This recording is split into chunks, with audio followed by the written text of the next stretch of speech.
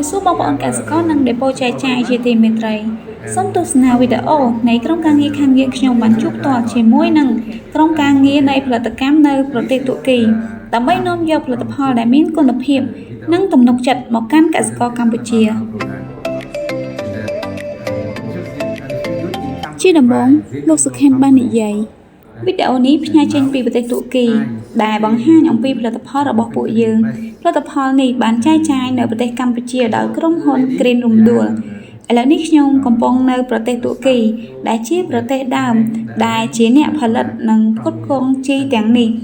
គាត់ទាំងពីរនាក់គឺជាបុគ្គលិកចាត់ចែងរបស់រោងចក្រដែលបានរៀបចំនិងផ្គត់ផ្គង់ជីមកខាងយើងខ្ញុំតោះអ្នកទាំងពីរមានអ្វីនិយាយទៅកាន់កសិករនៅប្រទេសកម្ពុជាខ្លះទេកញ្ញាស៊ីណេតបាននិយាយថាយើងសប្បាយចិត្តណាស់ចំពោះដំណើរទស្សនកិច្ចរបស់លោកមកកាន់ប្រទេសតុរគីពួកយើងនៅក្នុងប្រទេសតុរគី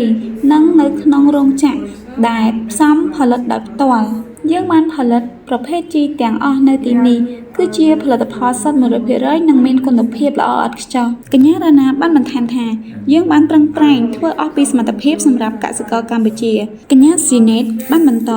ហើយខ្ញុំសង្ឃឹមថាកសិករកម្ពុជាពេញចិត្តនឹងផលិតផលទាំងនេះលោកសុខេនបានបន្ថែមខ្ញុំសូមអះអាងថាផលិតផលទាំងនេះបានផលិតនៅតុរគី 100% ហើយបាននាំចូលនិងចែកចាយដោយក្រុមហ៊ុន Green Room Dual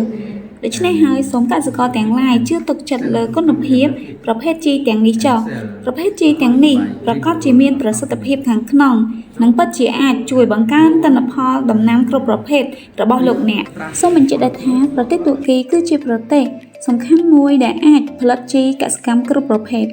មានគុណភាពខ្ពស់និងជាពិសេសជាប្រទេសដើមផលិតប្រភេទជីបូរុនជាគោលនិងដំបូងគេបង្អស់នៅក្នុងពិភពលោកសូមអរគុណនិងជម្រាបលា